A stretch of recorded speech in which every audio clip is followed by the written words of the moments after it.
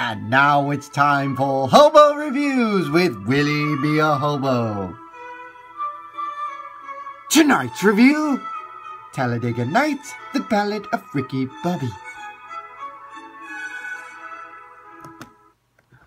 Oh my god, this is the best movie I've ever seen in my whole life!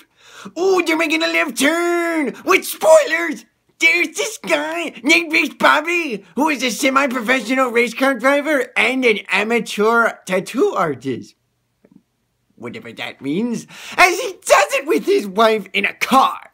And they give birth to their baby in a car. Gee, that's very unusual. You would think you would go to the hospital or something like that. And thus Ricky Bobby is born. We fast forward to 10 years later where he's in elementary school and it's career day.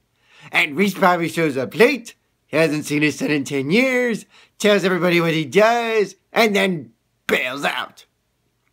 Because, well, it's the fastest who gets paid, and it's the fastest who gets laid. Throws him out of an elementary school. Come on, you kind of figured that was going to happen. And so he doesn't see him again for another, 20 years or something like that, while Ricky Bobby pursues a career in NASCAR. He's a jackman. But because the driver is so selfish and pathetic and lame and makes the team a laughing stock, Ricky Bobby comes in and he becomes the driver and he wins a bazillion NASCAR titles. Though he doesn't really give a crap about his image. Then Count on Jr., his best buddy, whom I believe is the fuel man, gets his own ride. And so they form a team. And they keep winning and finishing 1 and 2 and finishing 1 and 2 and even winning a race in reverse. Well, boogity, boogity, boogity. But then comes in Jean. Or something like that. He's a French guy that's apparently gooey.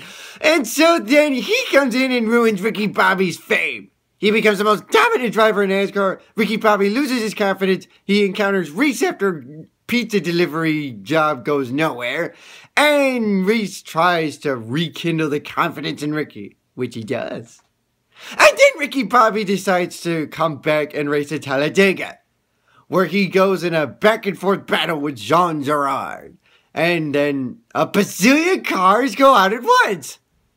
Which makes no sense. This would never happen in real life. So then it's down to Jean Girard and Ricky Bobby one-on-one. The two go back and forth. They hit, they bang, they collide, they tumble, they go rolling all the way down. Rolling, rolling, rolling, rolling, until they both stop. Neither cross the finish line, so no one wins the race.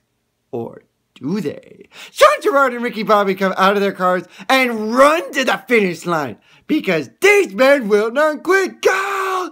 Go! Ricky Bobby jumps, Jean Girard jumps, and Ricky Bobby's hand touches the checker line, making him the winner.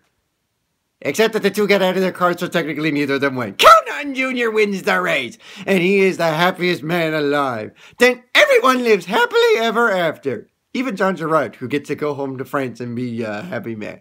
I, for one, love this movie because it's all about racing, and especially if you're a big NASCAR fan and you love racing. Even though some of this stuff they make up. This is Willie B.A. Hobo saying, charge! You got charged! Come on up a gale, will you? Come on, charge! Come on! I'll give you the money so that way you can be a NASCAR driver! That way you can dominate like Ricky Bobby!